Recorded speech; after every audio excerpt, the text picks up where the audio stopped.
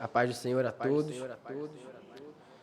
Louvo a Deus por mais essa oportunidade de estarmos aqui, poder ouvir Sua palavra, poder entoar louvores ao Senhor.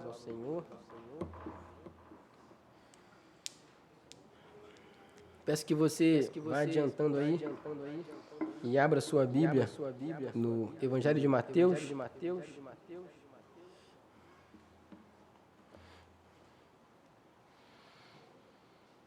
Quantos aí se lembram onde a gente parou?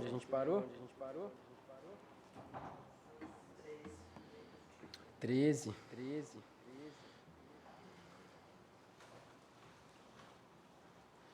Então, nosso texto de hoje se encontra em Mateus 13, a partir do verso 24.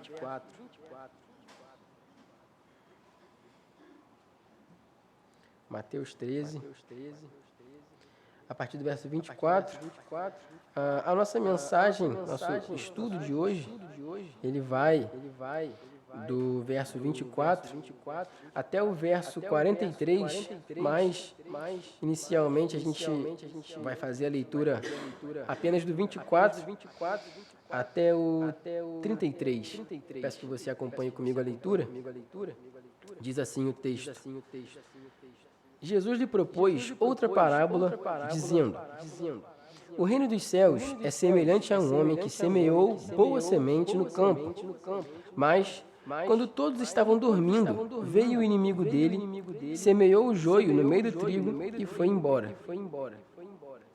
E quando as plantas cresceram e produziram fruto, apareceu também o joio. Então, os servos do dono da casa chegaram e disseram: Patrão, o senhor não semeou boa semente no campo?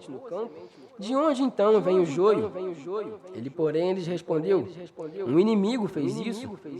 Mas os servos lhe perguntaram: O senhor quer que a gente vá e arranque o joio? O dono da casa respondeu: Não, porque ao separar o joio vocês poderão arrancar também com ele o trigo. Deixe que cresçam juntos até a colheita. E no tempo da colheita direi aos ceifeiros: Ajuntem primeiro o joio e amarrem-no em feixes para serem queimados, mas recolham o trigo no meu celeiro. Jesus propôs outra parábola dizendo: O reino dos céus é semelhante a um grão de mostarda que o homem pegou e plantou no seu campo. Esse grão é, na verdade, a menor de todas as sementes, mas, quando cresce, é maior do que as hortaliças e chega a ser uma árvore, de modo que as aves do céu vêm se aninhar nos seus ramos. Jesus lhes contou ainda outra parábola, dizendo: O reino dos céus é semelhante ao fermento que uma mulher pegou e misturou em 3 medidas de farinha, até ficar tudo levedado. Amém. Por enquanto, só até aí. Vamos orar. Senhor, te bendizemos mais uma vez pela Tua palavra. Obrigado, Senhor, porque a Tua palavra fala nos nossos corações. Obrigado, Senhor, porque o Senhor tem usado o Evangelho de Mateus para nos ensinar aqui, Deus, nos cultos de domingo de manhã. Te louvamos por essa maravilhosa possibilidade de aprendermos, Senhor, com o tanto que a Tua palavra tem a nos ensinar. Que hoje não seja diferente, que possamos sair daqui, Senhor, instruídos pela Tua palavra, que o Senhor possa usar a minha vida e de maneira, Pai, que a Tua igreja seja edificada e que Teu nome, Senhor, seja glorificado. Em nome de Jesus. Amém. Enquanto eu cantava os louvores aqui, a gente sente uma coisa muito boa quando a gente está cantando em unidade com a igreja, é algo muito prazeroso. Quando os irmãos estão juntos em adoração ao Senhor, a gente sente uma coisa boa. E eu sempre gostei muito desse clima de domingo, de se arrumar para ir para a igreja, e todo esse ambiente de preparação para o culto, isso sempre foi algo muito prazeroso para mim. E sempre é uma coisa que me deixa assim empolgado, essa questão de ir para a igreja no domingo, de ser um momento onde a gente está junto com os irmãos. E a gente tem vivido dias tão difíceis, né, irmãos? Onde a igreja de Cristo parece que cada vez mais é sufocada e cada vez mais parece que sofre pressões de todos os lados. A igreja de Cristo que preza pela verdade e pela palavra de Deus de modo íntegro, cada vez mais sofre uma pressão, uma perseguição, digamos assim, do ponto de vista social, onde parece que o tempo todo a gente é cercado por pessoas que querem fazer com que a gente não propague mais essa mensagem, ou com que esse momento que é tão prazeroso para nós, de nos reunirmos com os irmãos, com que isso se torne uma coisa que seja descartada por todos nós, porque não é do interesse do sistema desse mundo que a Igreja de Cristo cresça, que a Igreja de Cristo avance. Mas, irmãos, a palavra de Deus não mente. E a palavra de Deus, irmãos, nos garante que a Igreja de Cristo só vai ter fim no dia que Cristo voltar. E mesmo assim ela não vai se findar, porque ela vai continuar na glória. Isso significa, irmãos, que a gente não deve temer, porque nada pode parar o avanço do reino de Deus. Nem mesmo as maiores artimanhas do inimigo e aquilo que a gente olha e julga como sendo algo que é tão poderoso que talvez a gente não tenha força para lutar contra. Até essas coisas, irmãos, não são capazes de vencer o reino de Deus, porque quem promove o crescimento do reino de Deus é o próprio Deus. Então não há quem possa vencer o próprio Deus. E a gente vai falar bastante sobre isso hoje, sobre essa garantia do avanço do reino de Deus e sobre o fato de que Deus cuida, irmãos, de nós. Independente das circunstâncias em que vivemos, independente de quem está crescendo ao nosso lado, o Senhor sabe quem são os seus e Ele não os confunde. E aqueles que são seus, irmãos, no dia do juízo resplandecerão como o sol e viverão eternamente com Deus.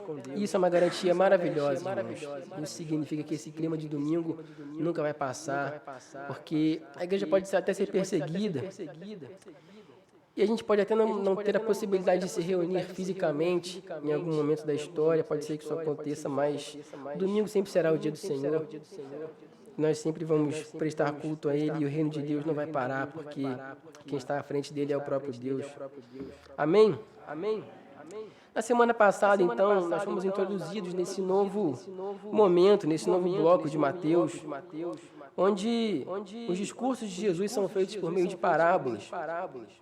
Nós aprendemos que as parábolas de Jesus, elas tinham dois objetivos que o próprio Jesus estabeleceu. O primeiro objetivo, então, era ilustrar, por meio de figuras do cotidiano, daqueles que eram seus ouvintes, questões e esclarecer algumas questões acerca do reino de Deus. E o segundo objetivo era justamente o oposto, era estabelecer um juízo condenatório para aqueles que não tinham os seus corações voltados para o Senhor, para aqueles que tinham seus corações endurecidos para a revelação de Deus em Cristo Jesus. Para esses, as palavras de Jesus não faziam sentido, e mesmo que eles ouvissem aquilo que Jesus dizia, eles não eram capazes de entender. Você pode depois conferir isso um pouquinho antes, aí no versículo 10 ao 16, quando o próprio Jesus vai dizer essas coisas. Portanto, aquele pensamento que geralmente é disseminado no meio popular, no meio da igreja, que as parábolas eram a maneira de Jesus simplificar os seus discursos para que todos pudessem entender o que ele falava, não é necessariamente uma verdade. Jesus não estava simplificando o seu discurso para que todo mundo pudesse entender, mas ele estava usando parábolas justamente para que só aqueles que foram escolhidos por Deus tivessem o discernimento daquilo que era dito, e aqueles que tinham seus corações endurecidos para a revelação de Jesus tivessem os corações endurecidos ainda mais, de maneira que fossem cegados para a revelação de Cristo. Então, quem entende as palavras de Jesus, quem entende as parábolas que Jesus diz, são aqueles que o próprio Deus deu a capacidade de entender. Por isso, no verso 16, desse mesmo capítulo 13 de Mateus, Jesus diz que esses que entendem são bem-aventurados, porque esse dom de compreender o que estava sendo dito por Jesus vem do próprio Deus. E a gente vai estudar, então, essas três parábolas hoje, e a gente também vai pegar do verso 36 ao 43, que a gente não leu ainda, mas a gente vai ler mais para frente. E são três parábolas e uma explicação, que é a explicação da primeira parábola que a gente leu. E a gente vai ver que há uma característica de ligação que vai unir todas essas parábolas, não só essas três que nós lemos, mas todas as parábolas desse primeiro bloco de parábolas que Mateus relata, porque todas elas falam a respeito do reino dos céus. Então, elas têm diferentes ênfases. Algumas vão dar ênfase na palavra de Deus, outras vão dar ênfase na igreja, na semente de Cristo que somos nós. Outras vão dar ênfase em algumas outras coisas, em o fato do nosso coração estar no reino de Deus. Mas fato é que todas elas, desse primeiro bloco de Mateus que ele fala sobre as parábolas, elas falam sobre o reino dos céus. Não à toa, a maioria delas começa assim, né? A partir do verso 24, a primeira parábola que nós lemos, vai dizer: o reino dos céus é semelhante a um homem, né? A outra é um homem que semeou boa semente. Aí a outra começa: o reino dos céus é semelhante a um grão de mostarda. E a outra: o reino dos céus é semelhante ao fermento. E assim sucessivamente. Se você pegar aí o verso 44, 45, 47, você vai ver que a maioria das parábolas começa assim: o reino dos céus é semelhante a um... E por aí vai. Então essas primeiras parábolas de Mateus sempre falam a respeito dos reinos dos céus.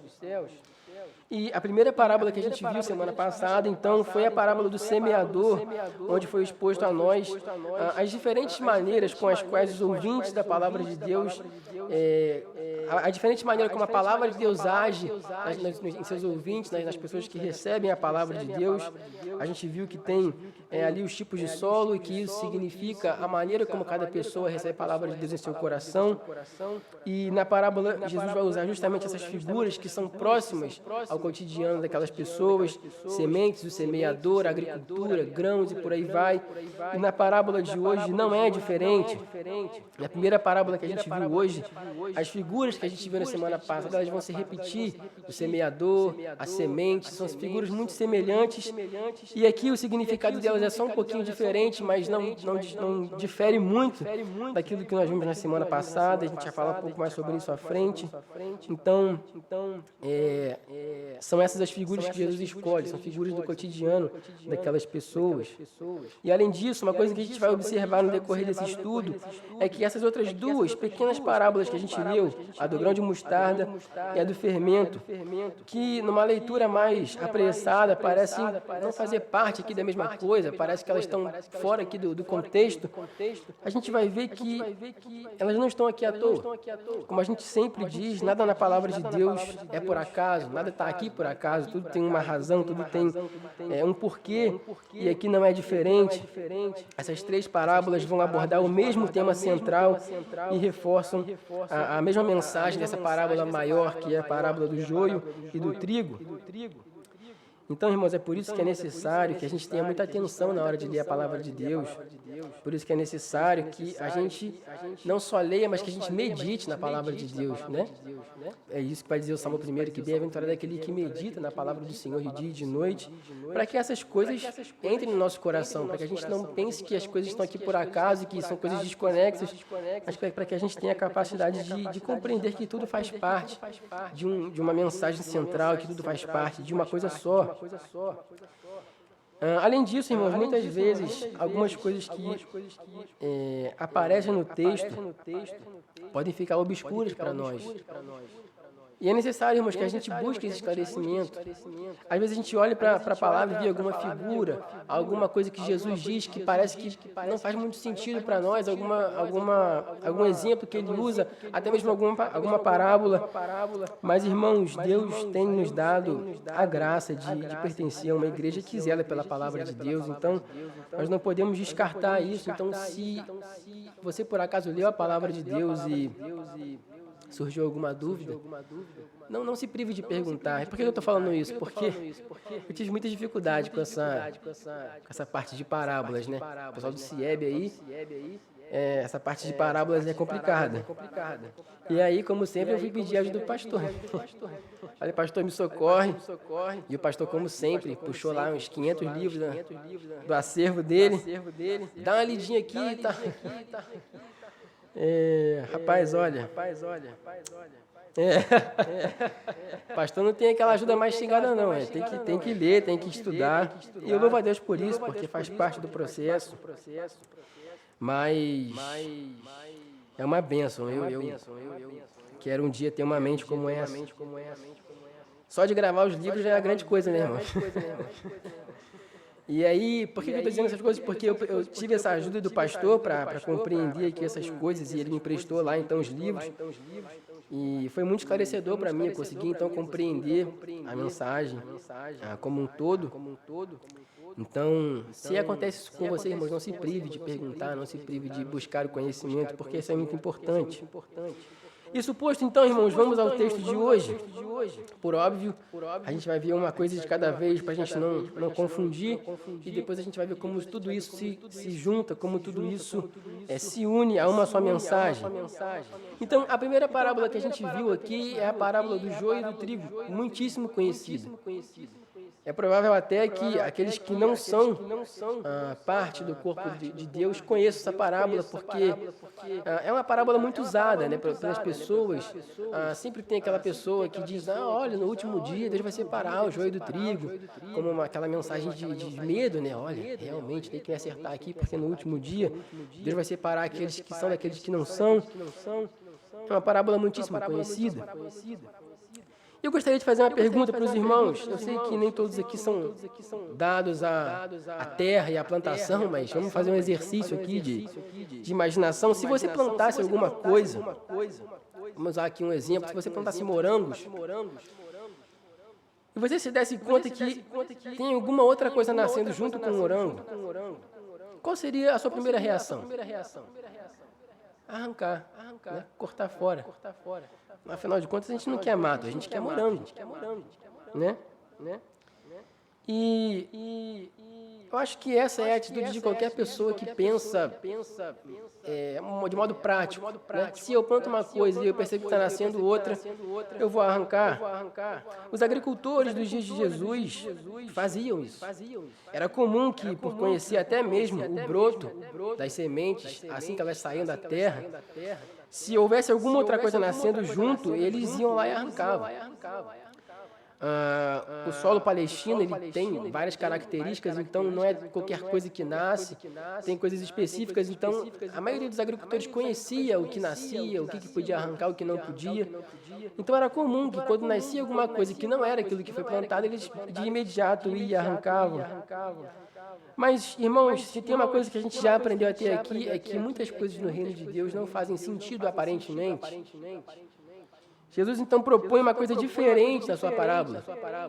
O problema, ele existe, e ele não só existe, como ele foi plantado pelo maligno, é o que diz Jesus. E isso também acontecia com os agricultores. Havia esse problema de ter pessoas que iam de propósito plantar ervas daninhas no terreno dos outros, porque como eles viviam disso, se alguém tivesse um dano na sua plantação, é possível que você tivesse mais lucro, então isso não era também uma coisa incomum. Mas quando o agricultor da parábola, quando o dono da casa é alertado a respeito desse mal que atingiu sua plantação, quando ele é alertado de que existe uma outra coisa nascendo junto e que essa coisa é danosa, e os seus servos dizem, você quer que a gente arranque? Ele diz, não. Pelo contrário, ele vai dizer o quê? Deixa crescer junto. E no dia da colheita, a gente vai separar. Curioso, né? Eu fico imaginando a cara dos ouvintes de Jesus naquele momento, que até então estava tudo bem, mas quando ele fala para não arrancar, deve ter surtido algum tipo de efeito contraditório no público ali que estava ouvindo Jesus. Tipo, como assim não arrancar? Será que ele falou isso mesmo? Diversas vezes, irmãos, a gente já mencionou aqui o fato de que o povo judeu aguardava um Messias que fosse um Messias libertador, no sentido prático, um Messias que tivesse um poderio militar muito forte, alguém que fosse libertar eles da opressão, naquele contexto, da opressão dos romanos, do Império Romano. Então, quando eles tinham essa imagem do Messias, para eles era muito claro que viria alguém que iria guerrear grandes batalhas contra o Império Romano e iria libertar, então, de uma vez por toda o povo, e eles seriam um reino próspero aqui nessa terra e teriam, então, seriam, então, livres das garras dos inimigos de uma vez por todas. Afinal de contas, a promessa é que esse rei seria maior do que Davi e que esse reinado jamais teria fim. Então, a expectativa daquele povo judeu era justamente essa. Eles queriam esse rei que chegaria, que os libertaria do Império Romano e que teria esse reino de paz e prosperidade para sempre. E de fato, irmão, Jesus veio para libertar o seu povo, mas não como eles imaginavam. A libertação de Jesus se dá, nesse primeiro momento, no campo espiritual, que é a libertação do pecado, a libertação do jugo do pecado. Só que não era isso que os discípulos entendiam até aquele momento. Não era isso que os ouvintes de Jesus entendiam até aquele momento. Até aquele momento eles entendiam que Jesus, mesmo sendo carpinteiro, que em algum momento iria ter um ponto de virada e começaria então essa guerra contra os romanos e começaria então essa libertação.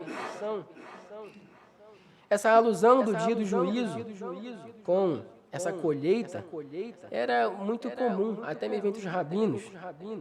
Eles tinham essa ideia de que o juízo final e a colheita faziam parte que a colheita fazia parte dessa figura do juízo final, onde Deus viria para levar aqueles para reinar com aqueles que são seus, através do seu Messias, do seu libertador.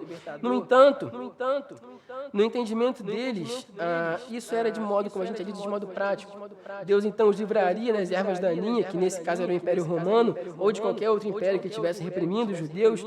Então, é muito provável, irmãos, que quando Jesus começou a contar essa parábola, que seus discípulos estivessem pensando que seria mais uma promessa desse agricultor que viria para libertar o seu povo, assim como os rabinos ensinavam.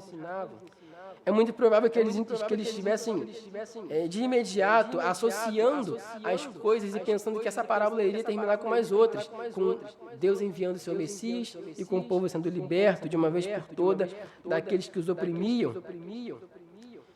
Entretanto, irmãos, a coisa vai caminhando para o outro lado. O juízo de Deus, ele vai ser executado, mas não como eles imaginavam que seria.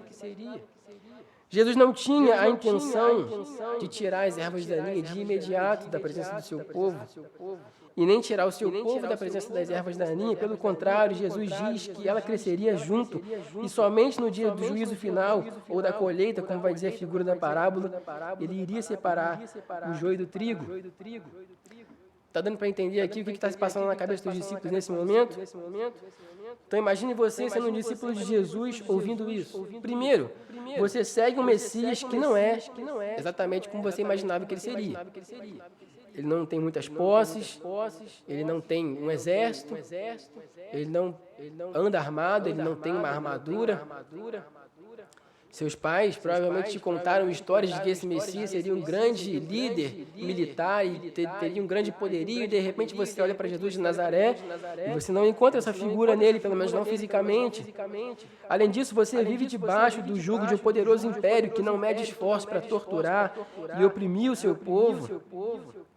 E não bastasse isso, até mesmo as autoridades religiosas, às quais você deu crédito a sua vida inteira, acreditando que esses eram homens de Deus, homens fiéis a Deus, até esses perseguem você por causa do seu mestre.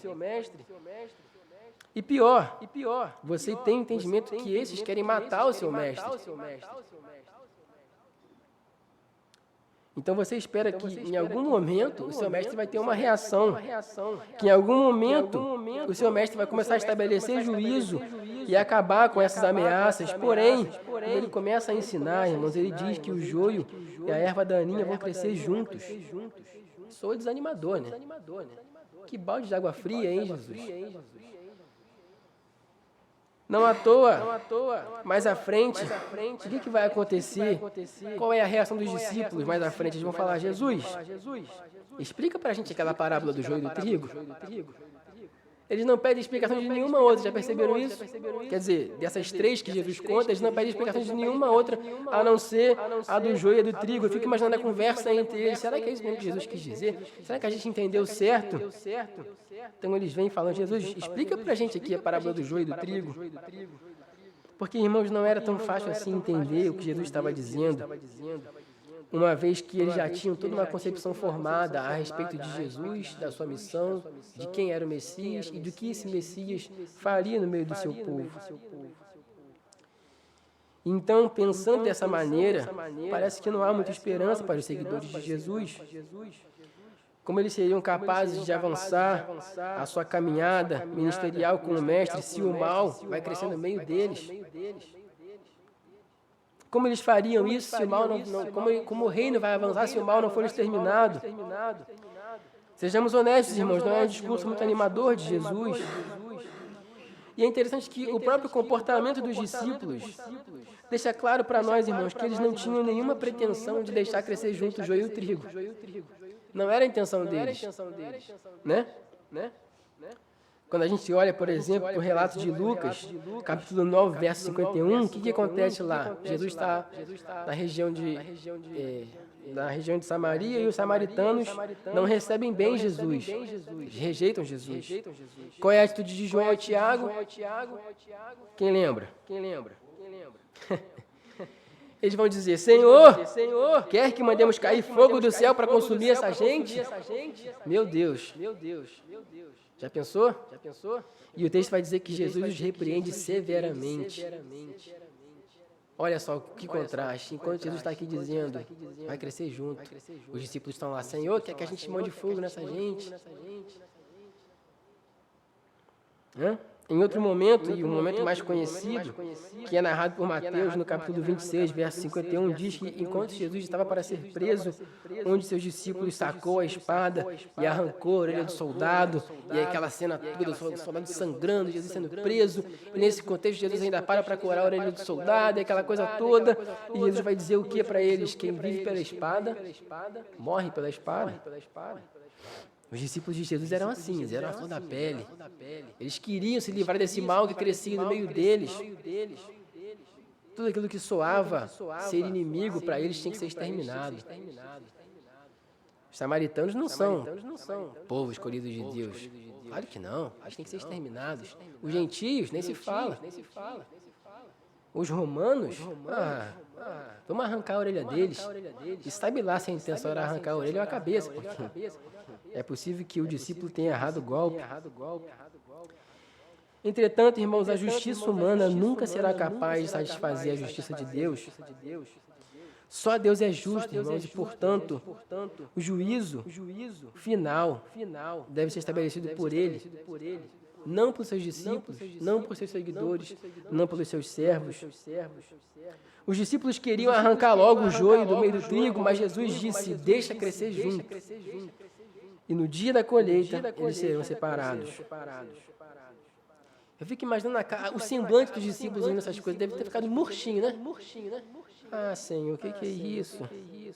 Fala isso não, meu Deus. A esperança de ver um Messias com grande poderio militar estava cada vez mais distante da realidade deles. E, irmão, Jesus sabia dessas coisas. Não à toa, ele ensinava sobre essas coisas. Jesus sabia o que se passava no coração dos discípulos e dos seus ouvintes. Ele sabia qual era a expectativa deles em relação ao Messias. E por isso ele ensina. E por isso Jesus vai ensinar que não é assim que funciona. E não é assim que vai ser. Jesus sabia que no coração daqueles que estavam ouvindo havia uma dúvida. Como então sobreviveremos diante dessas circunstâncias? Como então vamos sobreviver diante dessas circunstâncias em que estamos vivendo? Como o reino vai avançar? Mas, irmãos, embora o joio cresça junto com o trigo, a parábola vai garantir que o trigo vai crescer. A parábola vai garantir que o trigo vai sobreviver. Perceba que o fato de crescer junto o joio e o trigo, a parábola não vai dizer que o trigo vai ser sufocado ou que ele vai sofrer algum tipo de dano, não. O trigo vai crescer, irmão. O joio não vai ser capaz de matar a plantação, o trigo sobreviverá e no tempo certo a colheita vai ser feita. O inimigo que semeou a má semente, a semente das ervas daninhas, ele vai ser envergonhado no dia da colheita. Mas não só isso, irmãos, o trigo não só sobreviverá, como mesmo diante de uma circunstância tão desanimadora e tão inapropriada, tão comprometida, ainda assim, irmãos, o trigo vai crescer e vai expandir. É uma garantia. É o que Jesus está dizendo. Só que é aquilo, né? Quando você tem uma coisa que soa ruim, no meio de tanta coisa boa, geralmente você vai dar foco naquilo que é pior. Então os discípulos ficaram com dificuldade de entender isso. Mas Jesus estava garantindo, irmãos, o crescimento do trigo. Jesus estava garantindo que o trigo seria mantido, que ele iria sobreviver e que ele iria expandir. E essa expansão fica mais clara ainda nos próximos versos. onde Jesus propõe outras duas parábolas. Gostaria de ler de novo, onde ele vai dizer, olha, o reino é semelhante a um grão de mostarda que um homem pegou e plantou no seu campo. Esse grão é, na verdade, a menor de todas as hortaliças, de todas as sementes, perdão, mas quando cresce é maior do que as hortaliças e chega a ser uma árvore, de modo que as aves do céu vêm se aninhar nos seus ramos. Jesus contou ainda outra parábola, o reino dos céus é semelhante ao fermento, que uma mulher pegou e misturou em 3 medidas de farinha até ficar todo levedado. Eu acho incrível, irmãos, a maneira como Jesus ensina os seus seguidores, a maneira como ele ilustra as coisas. E é interessante que, provavelmente, quem trabalhava na lavoura com a terra, geralmente eram os homens. As mulheres também, mas era uma coisa mais, era um trabalho mais dos homens. E parece que Jesus não queria deixar claro só para os homens, então ele vai usar aqui a figura da mulher, né? Ele vai dizer, olha, tem uma mulher também que pegou o fermento e misturou, mas a figura é a mesma, tem a farinha, tem o trigo, tem a semente. É maravilhoso, irmãos, a maneira como Jesus cuida de nós, a maneira como ele se preocupa com que todo mundo entenda, com que aqueles com que ele quer que entendam o que ele está dizendo. E a gente começa então com esse grão de mostarda. E, irmãos, quando a expectativa das pessoas vinha murchando, porque elas acreditavam que o reino seria um reino poderoso, que esse Messias seria um libertador, e quando elas acreditavam que tudo estava murchando, que não tinha muitas expectativas, eles que aguardavam um rei que, reinando nessa terra, seria maior do que Davi e Salomão, e teria aquele reino expansivo, e eles queriam coisas grandiosas, eles queriam, sabe, carros de guerra, exércitos e templos maravilhosos, feitos com ouro e tudo mais. E Jesus diz, olha, o reino de Deus é semelhante a um grão de mostarda.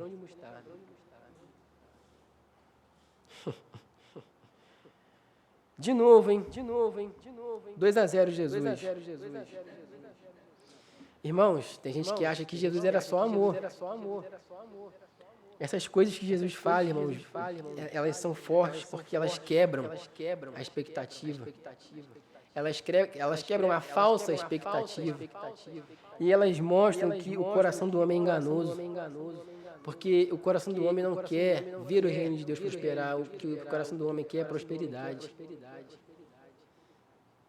E certamente que esse era o contexto. Mas Jesus diz, não. O reino de Deus é semelhante a uma semente de mostarda, um grão de mostarda. E a gente sabe, hoje a gente sabe que o grão de mostarda não é o menor do mundo, e nem era isso que Jesus queria dizer. A grande questão é que o grão de mostarda era o menor daquele contexto, daquele que aqueles agricultores manuseavam. Então Jesus vai usar essa semente para falar sobre o reino dos céus. Jesus vai dizer, olha, é semelhante a isso aqui. Há uma semente que talvez a gente nem consiga fazer aqui o tamanho dela com a palma da mão, de tão pequena que ela é. Além disso, Jesus compara o reino de Deus ao fermento que foi misturado em 3 medidas de massa. E eu pergunto a você, o que é o fermento comparado a toda a receita, a todo o preparo? É a menor parte, é ou não é? Eu não entendo muito de cozinha, mas eu sei que o fermento é pouco, né? Lembro de minha mãe, Dia das Mães hoje, né? E ela fazendo os bolos. E aí, sempre que chegava a hora do fermento, eu lembro que era na colherzinha menor e era só aquela pitadinha. E é impressionante o efeito que tem o fermento, porque mesmo sendo só uma pitada, irmãos, ele faz o negócio crescer de uma tal forma que, se não tiver o fermento, não funciona.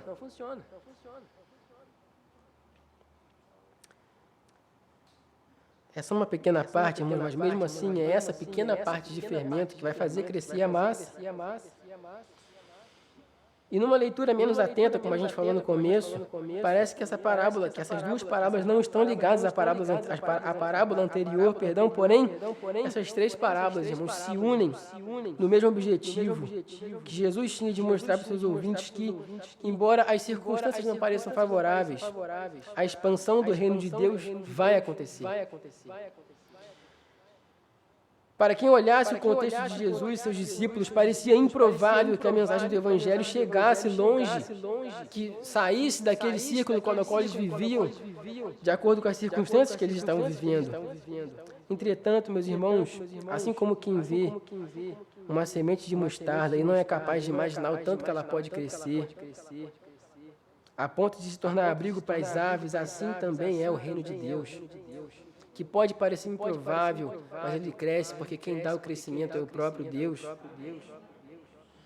Assim como uma pessoa que vê uma pequena medida de fermento pode acreditar que aquilo não faz tanta diferença numa receita, e como a gente já disse, sem o fermento a massa não cresce. Assim também, irmãos, mesmo que seja pequeno, o remanescente, ainda assim, Deus é capaz de transformar isso em algo tão imenso que nós nem podemos mensurar, porque quem dá o crescimento é o próprio Deus. É interessante isso, irmãos, a maneira como Deus age no meio do seu povo. O joio pode até crescer junto com o trigo, Jesus diz que vai crescer, mas isso não vai impedir que o trigo cresça e que ele se expanda por toda a terra. A promessa de Jesus é que o reino dos céus, é que no reino de Deus há muitas moradas, é o que ele vai dizer no Evangelho de João, na casa de meu Pai há muitas moradas. Portanto, meus irmãos, mesmo que a situação não pareça favorável, nada impede o crescimento do povo de Deus. Porque quem mantém e quem dá o crescimento é o próprio Deus. Provavelmente você já se sentiu como um grão de mostarda, tão pequeno, ou com uma pequena porção de fermento e pensou, não faz tanta diferença assim. Mas, irmãos, Deus pode fazer crescer uma árvore de um grão de mostarda. Às vezes a gente pensa, nossa igreja é tão pequena, né? Poucos membros, uma igrejinha lá em São Cristóvão. Mas, irmãos, é um remanescente de Deus. E sabe lá quais são os frutos que Deus tem preparado para essa igreja.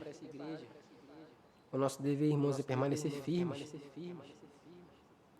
Quando a gente olha para a história do povo de Deus no passado, a gente se depara com diversos momentos que era improvável que o povo de Deus progredisse, e mesmo assim isso aconteceu. Quando a gente olha para a história de Deus no Egito, quem foi para o Egito? A família, 70 pessoas, aproximadamente. E depois foram crescendo, a ponto do Império Egípcio julgar ser ameaçador o povo de tanta gente que tinha. E ficou complicado para eles.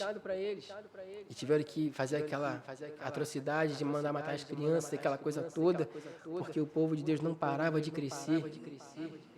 Porque, irmãos, não é a circunstância que dá o crescimento, quem dá o crescimento é Deus. E sempre vai haver o remanescente que prospera, que cresce mediante a graça de Deus. Seja no exílio, seja no sofrimento, seja na luta, na prosperidade.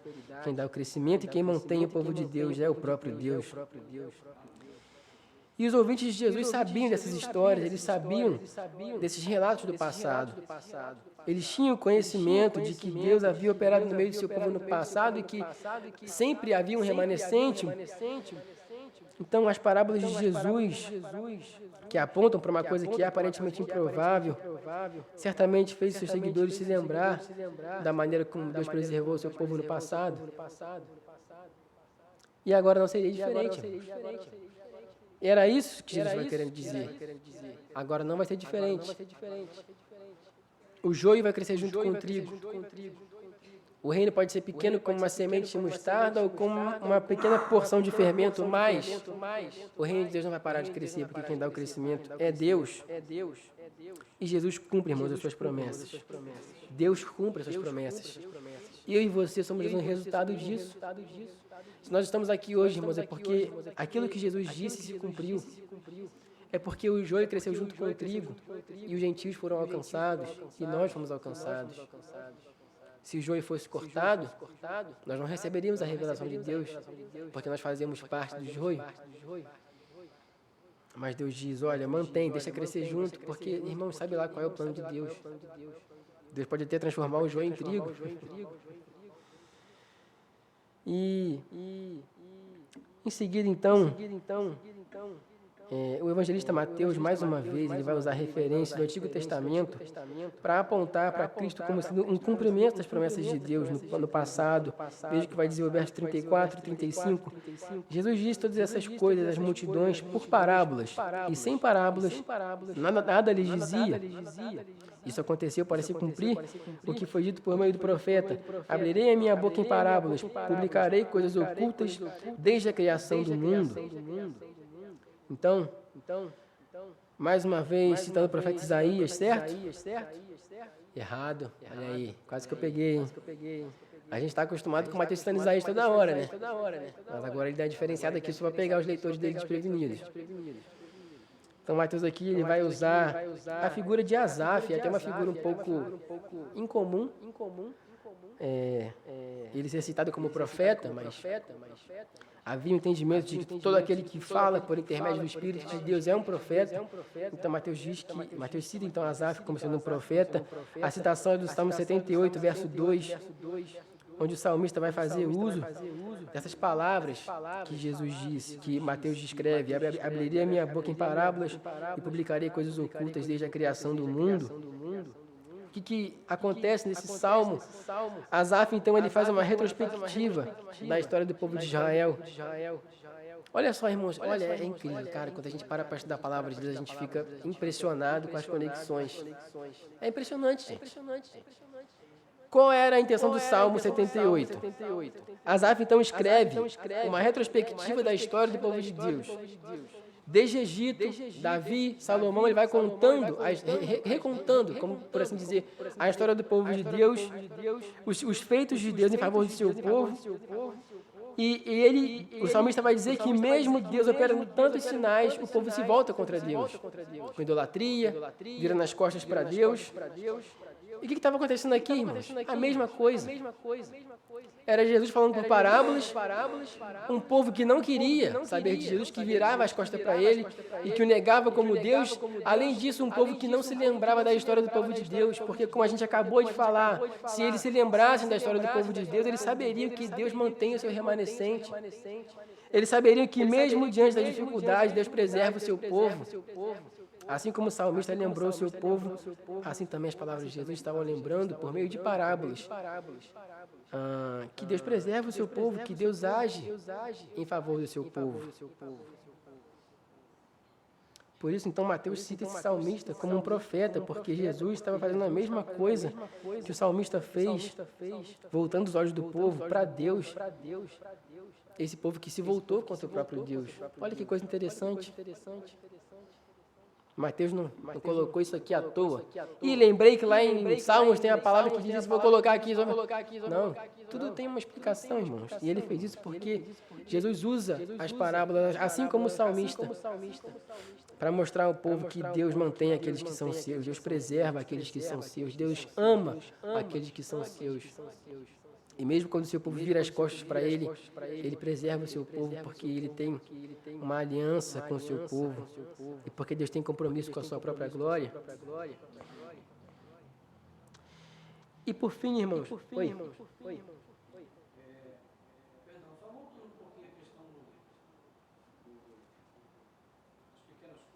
Uhum.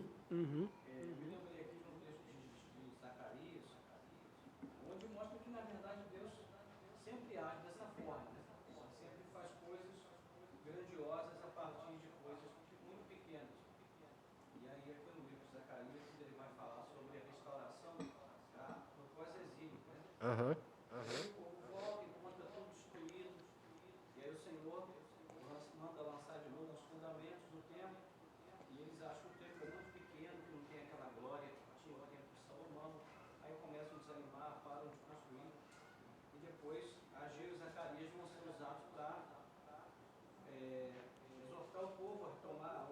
Uhum.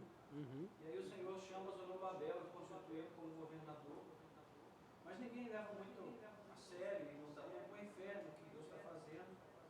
Aí o Senhor diz, esta é a palavra do Senhor a Zorobabel: não por força nem por poder, mas pelo meu Espírito, diz o Senhor dos Exércitos.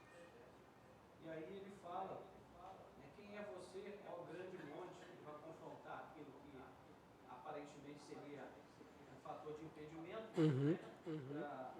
para que a palavra de Deus se cumprisse. E aí o Senhor diz: diante de Zorobabel você será uma planície, porque ele colocará pedra de remate no templo em meio a aclamações. Aí ele faz aqui um contraponto do grande monte com as pequenas coisas, né? No verso 9 ele diz: as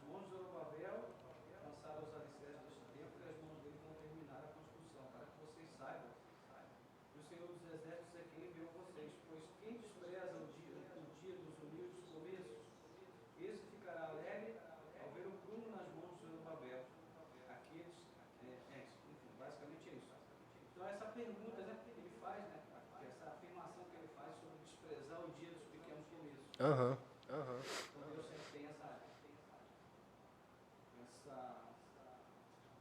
o poder de Deus sempre fica oculto, né? Sim. E ele, quando se manifesta, surpreende a todos. É verdade. E acontece também com Abraão, né? Que foi prometido a ele que ele teria uma grande família e ele morre com um filho legítimo, né? Então, são os pequenos começos de Deus que se transformam em grandes coisas, né? Futuramente. Glória a Deus. Obrigado, pastor, pela contribuição. Até aqui tudo bem, irmãos? Alguma pergunta? Tranquilo? Bom, então, finalizando aqui o nosso texto, Jesus então, né, vai descansar. Graças a Deus, né? Chegou a hora de descansar. Já ensinou o povo, já contou as parábolas. E quando Jesus pensa que está chegando a hora de descansar, ele vai para casa. Quem aparece, irmão? Os discípulos. Senhor, pera aí. Vai agora não. Vem cá, Senhor. Explica pra gente aqui essa situação do joio e do trigo aí, que não ficou bem resolvido isso.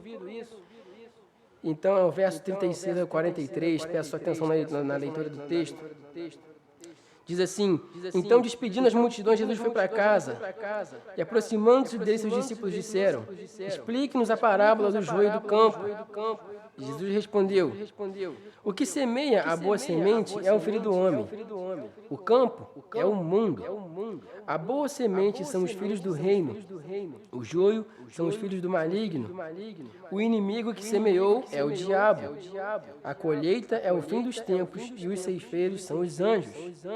Pois assim como o joio é colhido e jogado no fogo, assim será no fim dos tempos. O Filho do Homem mandará os seus anjos, que ajuntarão do seu reino todos os que servem de pedra de tropeço e os que praticam o mal, e os lançarão na fornalha acesa. Ali haverá choro e ranger de dentes. Então, os justos resplandecerão como o sol, no reino de seu Pai. Quem tem ouvidos para ouvir, ouça. Glória a Deus. Então, perceba que, como a gente já viu, o fato de Jesus dizer que o joio e o trigo iriam crescer juntos causou aquele incômodo nos seus ouvintes. Então, os discípulos de Jesus vão questioná-lo. Como já disse, eles não pedem explicações das demais parábolas, eles querem saber dessa parábola, para saber se era isso mesmo que Jesus estava querendo dizer, ou se tinha algum outro significado oculto que eles não tiveram a capacidade de entender. Afinal de contas, se a gente parar para pensar, como eu falei no começo, as figuras que Jesus usa nessa parábola são muito semelhantes às que ele usou na parábola anterior, que a gente aprendeu na semana passada. As sementes, o semeador, o solo, a colheita, a produção. Então não era tão difícil assim para os discípulos que já tinham escutado entender o que Jesus estava dizendo. Só que, como teve aquele incômodo, o fato de o joio crescer junto com o trigo, então eles pedem essas explicações. E Jesus, irmãos, tinha prazer em ensinar, né? A gente vê isso. Então ele não nega o pedido dos seus discípulos, ele vai explicar a parábola para eles. E muitas pessoas, irmãos, acham, mesmo tendo a explicação de Jesus, muitas pessoas acham que a parábola do joio e do trigo diz respeito à igreja física, como se Jesus estivesse dizendo que dentro da igreja crescerá junto o joio e o trigo no dia do juízo, e no dia do juízo ele vai separar uma coisa da outra. E muitas pessoas até usam esse texto como uma espécie de ameaça, né, para os seus liderados. Dizem: olha, se você não se consertar, você vai ser contado com o joio no fim dos tempos, Deus vai cortar o joio e o trigo, aquela coisa toda. E de fato, irmãos, existem muitos cristãos que dentro da igreja, no dia do juízo, serão condenados, porque são pessoas que não se converteram de fato, são pessoas que mesmo frequentando as igrejas têm seu coração distante de Deus. Mas essa parábola não fala sobre isso. Jesus vai ensinar a maneira correta de lidar com essas pessoas que fazem o que é errado dentro das igrejas, dentro da comunidade do povo de Deus, lá em Mateus 18, a partir do verso 15, né, quando Jesus vai dizer: olha, se o irmão pecar, chama uma testemunha, se ele não se consertar, chama outro, se não se consertar, vai chamando até ele levar para a comunidade, se ele não se consertar, se ele não se arrepender, então você pode excomungar, pode tirar ele da presença dos irmãos. Então, Não é sobre isso que essa parábola fala, porque se fosse, a gente não teria... soaria contraditório com o fato de que depois Jesus estimula que haja a disciplina eclesiástica. A grande questão aqui é que Jesus está falando, ele se refere a não à igreja física, mas ao mundo. É o que ele vai dizer. Ele vai dizer, olha, o campo é o mundo, não é a igreja. O campo é o mundo. Então, ele mesmo vai dizer isso na explicação da parábola. E por que Jesus fala sobre isso, irmãos? Por que ele fala do mundo ao invés da igreja? E a gente vai se lembrar daquilo que a gente vem falando aqui desde o começo da lição, o fato de que para muitos, esse Messias que viria com aquele grande poder para libertar o seu povo seria um Messias militar. E então Jesus vai dizer, olha, o campo é o mundo. Isso significa que no mundo tereis aflições, como ele vai dizer em outro momento. No mundo, o joio vai crescer junto e não tem como impedir isso. Por isso que Jesus vai usar a figura do mundo e não da igreja, porque a igreja de Cristo, irmãos, deve ser uma igreja santa, que busca a santidade, que preza pela verdade, pela palavra de Deus. E aqueles que estão em pecado na comunidade de Deus devem ser disciplinados, sim. Mas o mundo é grande demais para nós. Agora, perceba que existe uma figura na parábola que Jesus não interpreta, ele não diz quem é. Quantos aqui perceberam isso? Tem uma figura na parábola que Jesus não vai dizer quem são. Que figura é essa? Prova de vestibular, hein? É a figura dos servos. Perceba que existem os ceifeiros e os servos. São duas coisas diferentes na parábola. E quem são os servos? São os discípulos. É ou não é? É só a gente fazer um exercício. Se o que semeia a boa semente é o Filho do Homem, os seus servos são seus discípulos. E provavelmente foi por isso que Jesus não se preocupou em interpretar isso, porque no momento em que ele diz que o semeador e o dono da casa é o Filho do Homem, automaticamente os discípulos se identificam como servos da história. E o comportamento deles não é idêntico ao dos servos da parábola. A gente mencionou aquele texto de Lucas, quando João e Tiago, eles falam para Jesus, olha, os samaritanos estão te respeitando, quer que a gente chame fogo do céu para queimar essa gente? Agora, olha o que vai dizer os servos do dono da casa, o Senhor quer que a gente vá lá e arranque o joio? É a mesma coisa, é o mesmo comportamento. É o mesmo comportamento.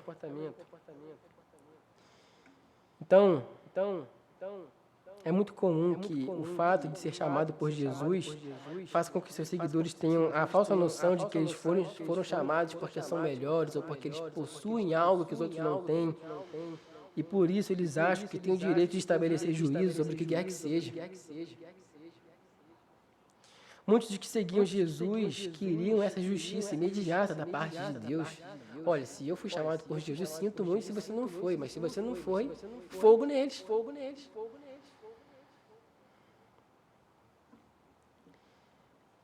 E aí,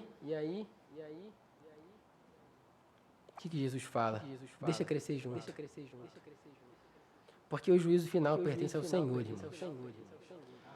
Naquele dia, naquele grande dia, quando o Senhor ordenar os seus anjos para que eles façam a colheita, ali a justiça será feita. A justiça condenatória e a salvação de Jesus será então consumada definitivamente. E somente nesse dia, irmãos, o joio será separado do trigo. Antes disso, eles vão crescer juntos e muitas vezes sequer será possível distinguir um do outro. É o que Jesus vai dizer na parábola. Olha, tenham cuidado, não arranquem, porque querendo arrancar uma coisa, vocês podem arrancar outra.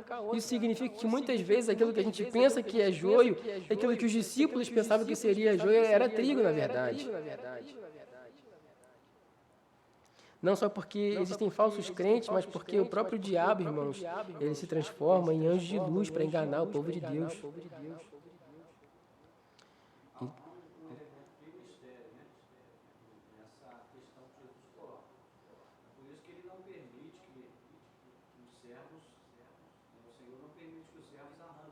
Exatamente. Realmente o joio e o trigo, Sim. O dono do campo. Ele que conhece. Então, por exemplo, suponhamos que um dia antes da conversão de Saulo, Jesus autorizasse os seus servos a arrancarem o joio, eliminarem o joio. Tô dando spoiler, pastor. Pode ir lá, termina seu pensamento. Não. Pode concluir. Não, conclui. Não, que eu vou chegar lá. Não, pode terminar, velho. Não, é porque o pastor está colocando aqui a situação de que só Deus conhece, irmãos, o coração do homem. Só Deus pode fazer essa distinção daquilo que é daquilo que não é. A gente viu isso, os discípulos queriam tacar fogo nos samaritanos. E aí, quem são eles para fazer isso? E quando a gente olha para o Evangelho, a gente percebe a grande perseguição dos fariseus ao ministério de Jesus. Mas será que então a solução é exterminar os fariseus? Não. Porque se exterminarmos os fariseus, o que seria de Nicodemos, que cria em Jesus? Se exterminarmos os fariseus, como Paulo surgiria? Para contribuir tanto para a história da igreja. Na concepção dos discípulos, os samaritanos eram um povo excluído. E qual é a solução, então? É exterminar os samaritanos? Não. O que seria da mulher samaritana? Aquela que Jesus encontra no poço, aquela a quem Jesus se revela como sendo o Messias. E os discípulos achando que os samaritanos eram joio. E olha que trigo maravilhoso que Jesus encontrou ali no poço. E a esse trigo Jesus se revela como sendo o Messias. E a gente poderia continuar aqui mencionando tantas coisas, irmãos. Por isso Jesus vai dizer que naquele grande dia Ele vai enviar os ceifadores, que são seus anjos para fazer a colheita, e eles é que vão separar os filhos do reino e os filhos do diabo. O juízo final, irmãos, ele só pode ser estabelecido por Deus, porque Deus conhece o coração do homem. É Deus quem sabe, irmãos, quem é joio e quem é trigo. E até lá, quem somos nós, irmãos, para conseguir identificar uma coisa da outra? Eu não sei quantos aqui tiveram experiência de ir em algum show. Eu já tive experiência de ir em vários. Eu acho que eu não estou mais na idade de fazer isso. Hoje me soa meio desanimador o fato de ir para show e aquela muvuca é um pouco desesperador para mim, mas... inclusive, semana que vem faço 28 anos, irmãos. É forte, né? Dizem que os 30 é a idade de sucesso, né? Para homem também funciona isso? Não sei. É só para mulher. Já multiplicou o 30 e não... Nem sei que eu estava falando isso, mas enfim. Sim, do exemplo do show que eu ia dar. Imagine você num show, né? E eu tive a oportunidade eu fiz um curso uma vez, há muito tempo, de áudio. E no final do curso a gente teve a oportunidade de fazer a parte de som de alguns shows que tinha em Cabo Frio. E eu lembro que eu fiz um show e aí eu tive a oportunidade de passar o som junto com o pessoal no palco. E eu subi no palco e aquela galera inteira esperando a atração principal. Meus 5 minutos de fama, né? Por que eu tô falando disso? Porque quem olha lá de cima não sabe quem é quem.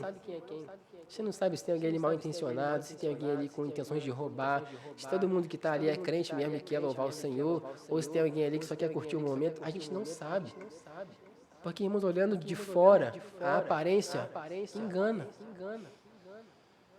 Então, eu falharia miseravelmente se eu quisesse ali fazer uma seleção de quem está ali com boa motivação ou com má motivação. Mas Deus conhece, irmãos. Deus sabe, Deus sonda os corações e Ele sabe quem é quem. Jesus estava deixando cada vez mais claro, principalmente para os seus discípulos, que o reino de Deus que Ele estava trazendo não era desse mundo. Jesus queria deixar claro para os seus discípulos a importância de que a mensagem do reino fosse espalhada. Jesus queria deixar claro para eles que a justiça que eles tanto desejavam é a justiça que pertence ao Senhor e ela há de ser feita no dia do juízo. Meu filho é muito amado pelo primo dele. Graças a Deus.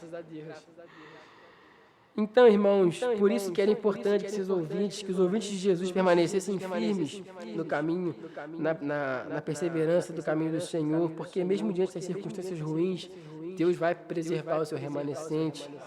Isso na parábola do semeador que a gente viu na semana passada, as sementes jogadas nos diferentes tipos de solo eram a palavra de Deus. Agora, irmãos, as sementes são os próprios seguidores de Deus. Nós somos as sementes. E é o Filho do Homem, é Cristo quem nos coloca nessa terra, quem nos planta aqui. Cabe a nós frutificarmos, irmãos. Então, o nosso dever é multiplicar independente das circunstâncias em que vivemos, porque Deus promete o crescimento. A preocupação de seguidores de Jesus não deveria estar em separar quem é e quem não é parte da família de Deus. Ninguém tem essa capacidade, somente o próprio Deus pode fazer isso. Ninguém tem a capacidade de julgar de maneira tão justa, a não ser o próprio Deus. Os discípulos que por vezes se julgavam maiores do que os outros, porque eram mais íntimos de Jesus, o Mestre, que tinham momentos a sós com eles, mesmo andando ao lado do Mestre, eles não foram capazes de identificar que no meio deles tinha um traidor. Veja você. E se havia um traidor entre os discípulos de Cristo, e eles não foram capazes de identificar, quem somos nós para identificar alguma coisa? Tanto é que no dia da ceia, quando Jesus anuncia que há um traidor, eles se questionam, irmão, quem é? Não era óbvio, eles não sabiam. Quem via os seguidores de Jesus de fora, não tinha nada de diferente em Judas. Ele era só mais um que seguia Jesus. Porque, irmãos, não cabe a nós separar os filhos do reino e os filhos do maligno. Esse juízo pertence ao Senhor. Embora o fato do trigo crescendo junto com o joio não seja uma notícia muito animadora, Jesus termina essa explicação da parábola que relata aqui, então, que essa parábola diz respeito ao dia do juízo, e ele termina essa explicação, dizendo que quando o Senhor tirar o joio do meio do trigo, então os justos resplandecerão como o sol. Gente, isso aqui é de arrepiar, né? Meu Deus do céu. Como a gente viu na semana passada, embora as mensagens de Jesus não pareçam muito animadoras, elas sempre terminam com uma palavra de esperança, com uma palavra de ânimo. E aqui ele diz, olha, os justos resplandecerão como o sol e estarão definitivamente livres de toda interferência maligna que tenha sido plantada junto a eles. Recentemente, eu estava fazendo um trabalho para uma marca grande, de uma empresa enorme, profetizando em nome de Jesus, que trabalha com farinha, né? E pesquisando sobre trigo. Vocês já viram a foto do trigo quando bate o sol, a plantação de trigo? Chega a ficar dourada, coisa espetacular. E, irmãos, assim será com o justo no dia do juízo. A luz de Cristo vai brilhar sobre nós e nós vamos resplandecer a luz de Cristo. Vai ser uma cena maravilhosa. Aí sim, né? Aí, agora sim, Jesus. Agora sim. Também mostra que, embora o joio não impeça o crescimento do trigo, mas de certa forma o joio plana ainda o brilho do trigo. Exatamente, verdade. Na nossa vida impede que a gente brilhe como deveria. É verdade, mas no dia do juízo, aí sim, né? Vai ser tudo arrancado e a gente vai... Nossa face vai ficar até dourada como os trigos, né? Mas é muito bonito, depois eu recomendo que você pesquise, é bonito de ver. Irmãos, já caminho de concluir, então a gente sabe o que vai acontecer após a morte e a ressurreição de Jesus. O Império Romano intensificou cada vez mais a sua perseguição aos cristãos, os condenando ao martírio e à morte. A maioria dos discípulos de Jesus teve esse fim das suas vidas, o martírio, a morte, através da opressão do Império Romano. Então, o Império Romano é o joio a ser combatido, certo? Errado. O curioso fato, irmãos, é que em determinado momento da história, o imperador romano chamado Constantino se converte ao cristianismo. E a partir disso, a fé cristã passa a ser a religião oficial de Roma. Olha só. E muito se discute a respeito dos efeitos da conversão de Constantino, pontos positivos, pontos negativos, como tudo nessa vida. Mas é inegável o fato de que a sua conversão favoreceu o cristianismo, principalmente no que diz respeito à sua disseminação na Europa. Os discípulos de Jesus e também seus seguidores e ouvintes de Jesus não faziam ideia de que isso ia acontecer um dia. Para eles, o Império Romano era o mal a ser derrotado, era o joio a ser arrancado. Mas Jesus sabia, irmãos. Jesus sabia, porque nem tudo que a gente pensa ser joio é joio. E no meio do Império Romano, daqueles que oprimiam o povo de Deus e perseguiam o povo de Deus, surge um imperador que se converte. E que decreta, então, aquela religião que antes era perseguida, a religião oficial daquele império. Não à toa, a Igreja Católica até hoje é conhecida como Igreja Católica Apostólica Romana. Já pensou se o joio fosse tirado daquele momento? Deus é que sabe, irmãos. Deus é que conhece o fim da história, a gente não conhece. A gente se apavora quando levanta um governo que não é condizente com aquilo que a gente acredita. A gente pensa, meu Deus, agora já era, mas irmãos, Deus tem um propósito para cada coisa. Irmãos, Deus conhece o fim da história, a gente não conhece. E sabe lá quais são os propósitos de Deus, irmãos, no meio do seu povo. O fato é que a Igreja de Cristo não vai parar de crescer, porque é uma promessa. O dever daqueles que seguem e ouvem Jesus é propagar essa mensagem. É viver dando testemunho a respeito do reino dos céus, de maneira que no dia do juízo eles possam ser contados entre aqueles que vão resplandecer a luz de Cristo, assim como o sol.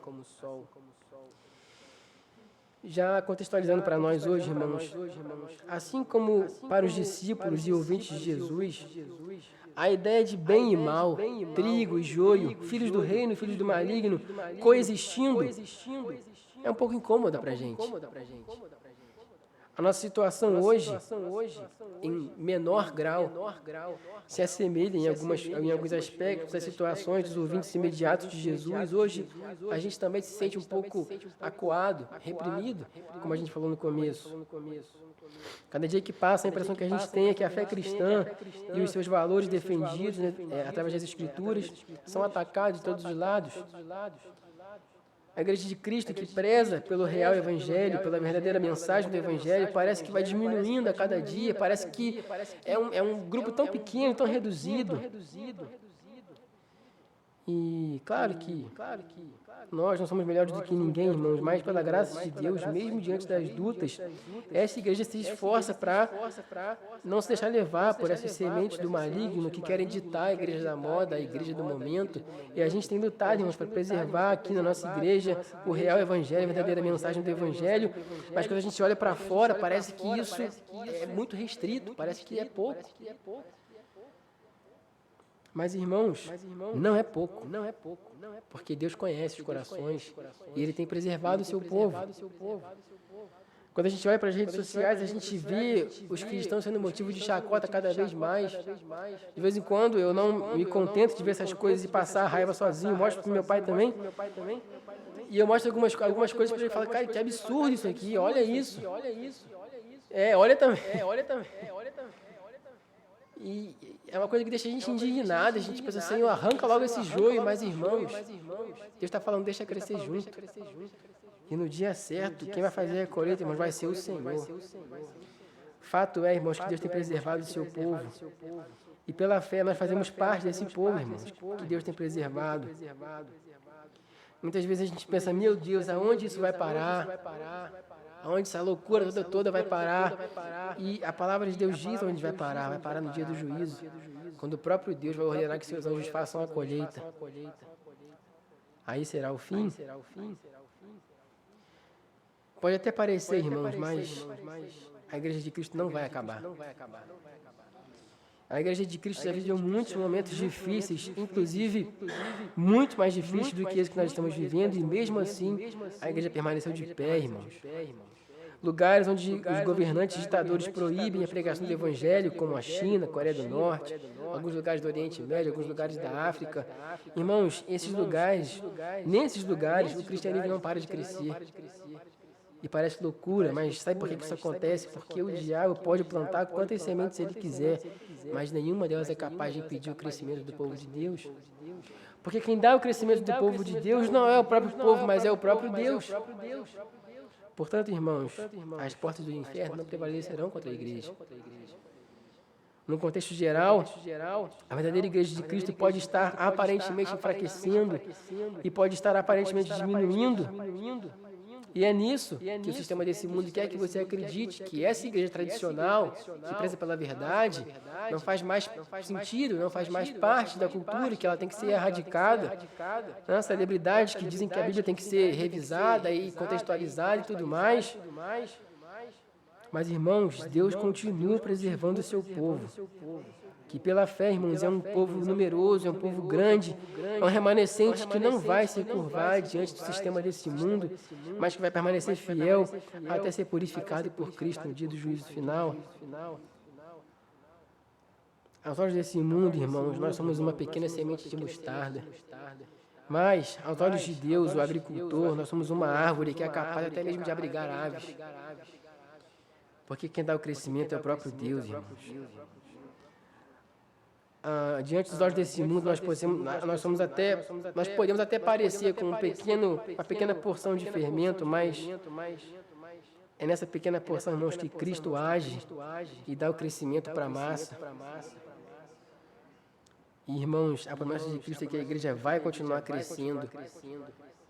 E mesmo qual for as circunstâncias, e veja, quando fala de crescimento, não significa que a cada dia vão se converter 5.000 pessoas, não. Mesmo que a cada dia se converta uma pessoa, isso é crescimento, irmãos. Porque como a gente já viu, aquilo que parece pouco para nós, é muito na mão de Deus.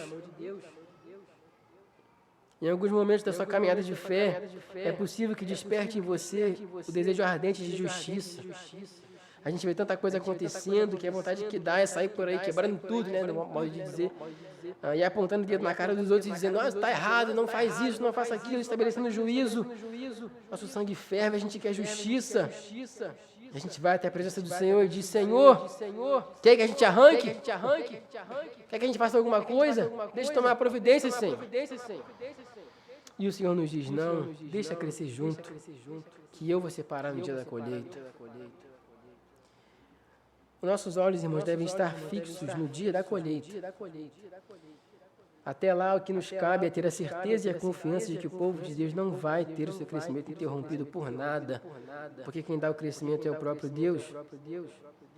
Pode ser que em alguns momentos, assim como já aconteceu na história da igreja, o povo de Deus seja suprimido e saia dos holofotes e não seja tão visto, não seja tão divulgado. Mas, irmãos, ainda assim haverá um remanescente preservado pelo Senhor. O nosso papel não é lutar desenfreadamente contra todas essas coisas absurdas que a gente vê por aí, querendo eliminar esses ameaças do meio do povo de Deus. A gente nem tem força para isso, irmãos. Seria uma luta em glória. Nosso papel é crescer na comunhão com o Senhor e dar frutos onde quer que estejamos, independente das circunstâncias que estivermos vivendo, de maneira que no dia da colheita possamos resplandecer como o sol e habitar para sempre na presença do Senhor. O texto é claro, irmãos, ao dizer que os justos resplandecerão. E o que é que nos faz justos?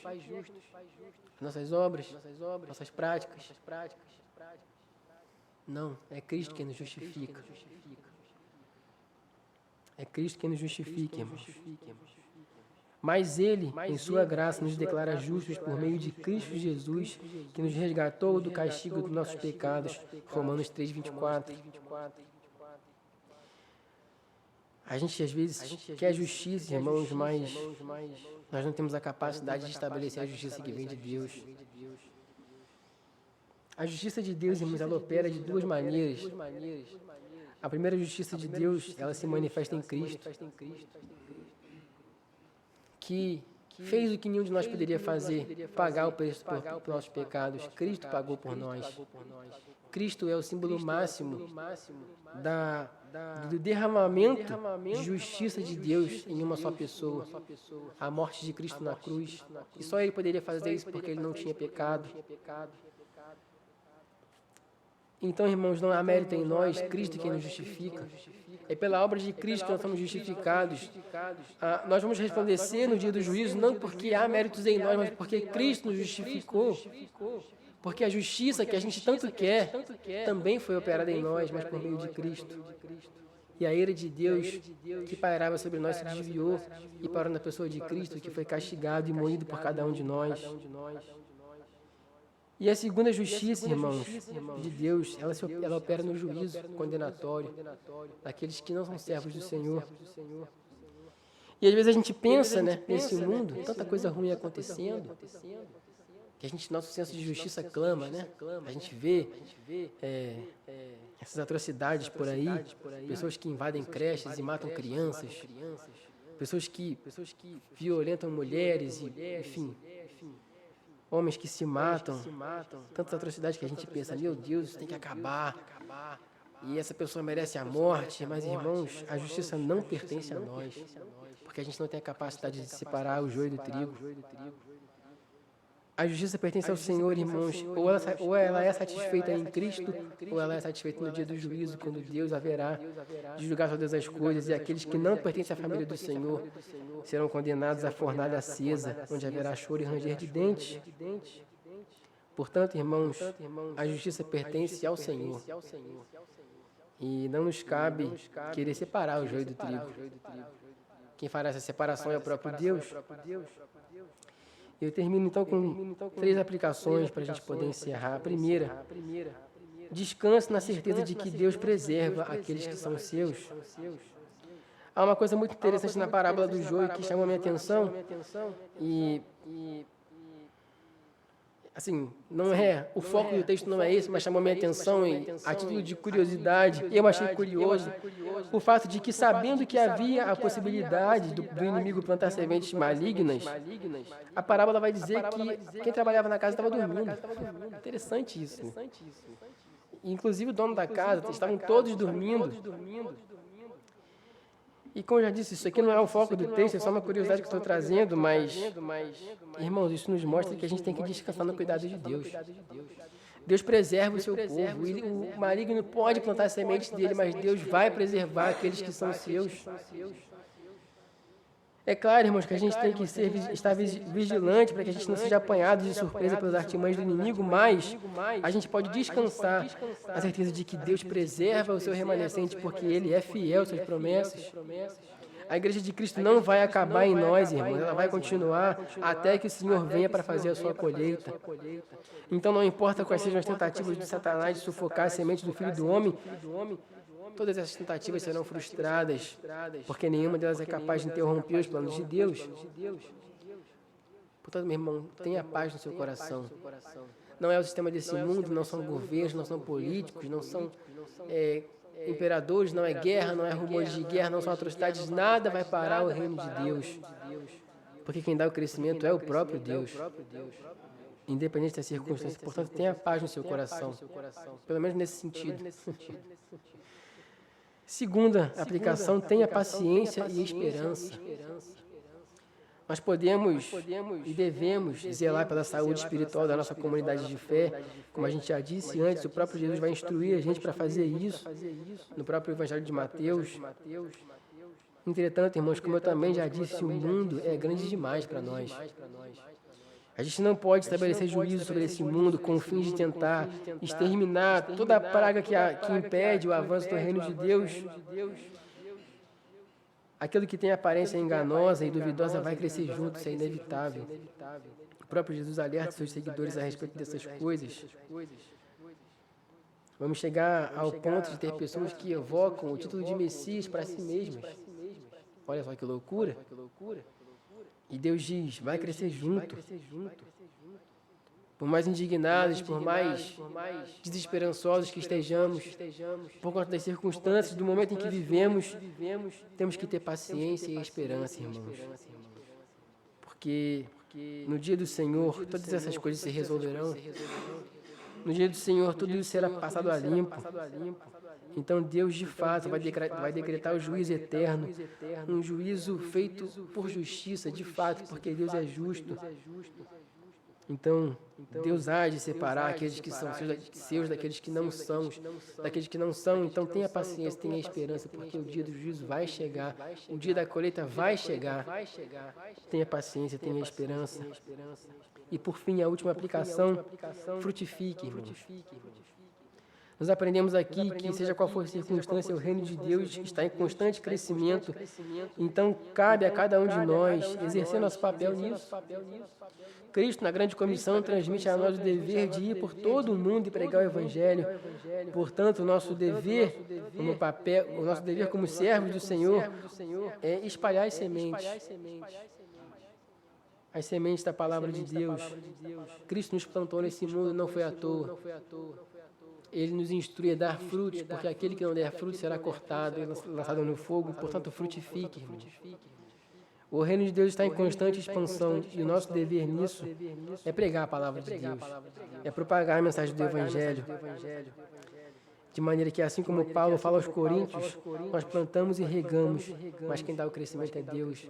Nós depositemos, então, essa esperança de que Deus dá o crescimento nas sementes em que nós colocamos aqui nesse mundo. Então, irmãos, em breve, o Filho do Homem que espalhou suas sementes por toda a terra virá fazer a colheita. Nós ansiamos por esse dia. Nossa esperança está nesse grande dia, que virá, onde seremos então colhidos e colocados nos celeiros da eternidade, junto com todos os nossos irmãos na fé. Amém? Essa é a nossa esperança, irmãos. O povo de Deus não vai parar de crescer. A igreja de Cristo não vai morrer até que Ele venha.